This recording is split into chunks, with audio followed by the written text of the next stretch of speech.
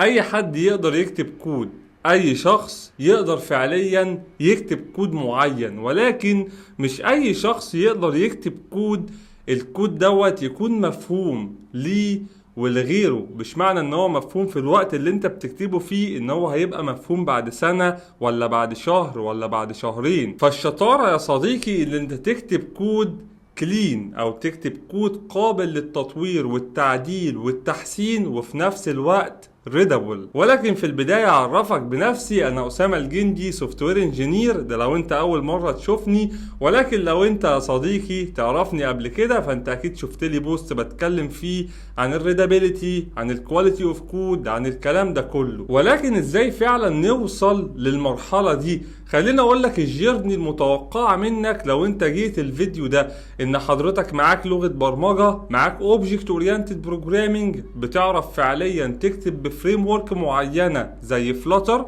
يعني بتعرف تكتب يو اي والكلام ده، وبتكتب كود اللي هو الكود في المستوى اللي انت فيه. طب ازاي نرتقي للمستوى اللي بعد كده؟ هنا يجي دورين مهمين جدا. اول دور هو السوليد برنسبل. فتقول لي يا هندسه عنوان الفيديو اللي ده كورس كلين اركتكتشر، ايه علاقه السوليد برنسبل؟ ما انا هقول لك بقى يا صديقي ايه العلاقه. لان الكورس ده فيرجن 2. فيرجن 1 اللي انا رفعته قبل كده على يوديمي اللي هو عليه 21,000 ستودنت، والحمد لله التقييمات كانت ايجابيه جدا، وفي ناس كتير جدا اشتغلت بعد الكورس ده. ده مش وعد مني اللي انت تشتغل بعد اي كورس، ولكن بقول لك ان في ناس كتير بعتت لي قالت لي بسبب الكورس ده قدرنا نخش انترفيو ونعدي في الانترفيو ده. هل ده وعد مني باي حاجه؟ لا طبعا، ولكن انا بقول لك ايه اللي حصل. طيب فيرجن 2 من الكورس هيبقى فيه ايه بالظبط يا باشمهندس؟ تعالى بقى اقول لك هيبقى فيه ايه. اول حاجه السوليد برنسبل، ولكن مش اللي انت تعرفها. لو انت عرفت كده السوليد برنسبل، سنجل ريسبونسابيلتي، اوبن كلوز والكلام ده، فعايز اقول لك مش ده هيبقى محتوى الكورس، ولكن محتوى الكورس زي ما متعودين دايما هو التطبيق العملي. فهتلاقيني من اول فيديو في اول سيكشن بنتكلم فيه عن السوليد برنسبل باستفاضه، بجيب لك بروبلمز بالكامل ونبدأ نفهم الكود اللي مكتوب ونبدأ نطبق البرنسبل ده على الكود. هدف الموضوع ده ايه؟ ان حضرتك في النهاية تقدر انت اللي تكتب الكود اللي اوريدي كلين من اول مرة. ما تبقاش حافظ كلمتين وخلاص اقول لك ايه هو السنجل ريسبونسابيلتي تقول لي يعني فصل المهام والخواص. لا طبعا، ده انا هجيب لك امثلة عملية من ارض الواقع من ديفلوبرز اوريدي كتبوا اكواد قبل كده، ونبدأ نحسن في الاكواد دي. واقول لك خد بالك، هنا هنبدأ نطبق مبدأ الاوبن كلوز، هنا هنبدأ نطبق مبدأ الديبندنسي انفيرجن.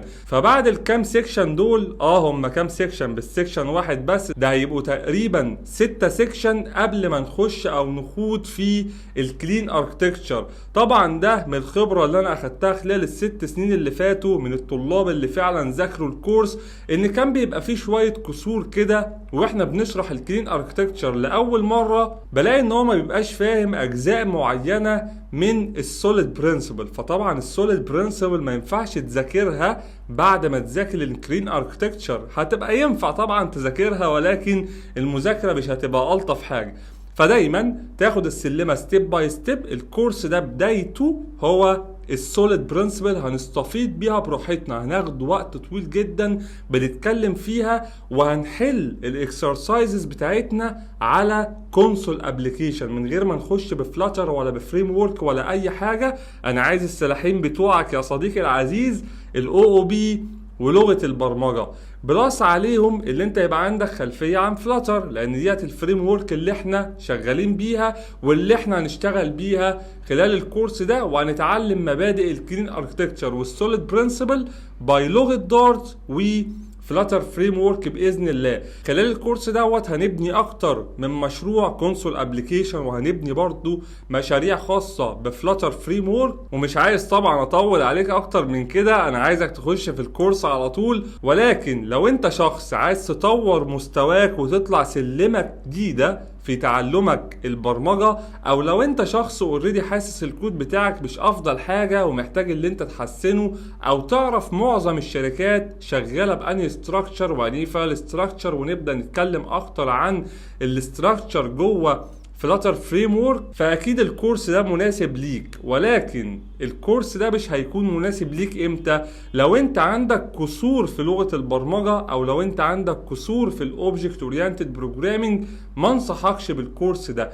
روح الاول قوي نفسك في السلاحين بتوعنا اللي احنا ماشيين بيهم، وبعدين تعالى تاني وجوين معانا الكورس ده. مش بقولك الكلام دوت عشان امشيك، لا طبعا يا صديقي، ولكن بقولك الكلام ده عشان ما تخشش الكورس وبعدين اقولك ابستراكشن، انكابسوليشن، بوليمورفيزم، الكلام ده كله، وتقول لي يعني ايه بوليمورفيزم، يعني ايه انكابسوليشن، يعني ايه انهيرتنس.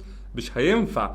لازم تذاكر الاوبجكت اورينتد بروجرامنج الاو او بي كويس جدا بنسبه 70%. يعني ممكن اي حاجه نجيبها في الكورس مفيش مشكله، ولكن يبقى عندك على الاقل البرنسبلز الاساسيه او الكونسبتس الاساسيه الخاصه بالاوبجكت اورينتد بروجرامنج. يلا بينا نبدا مع اول فيديو اللي جاي ان شاء الله. هنبدا برضه هتبقى مقدمه كده عن السوليد برنسبل. اشوفك الفيديو الجاي ان شاء الله، والسلام عليكم.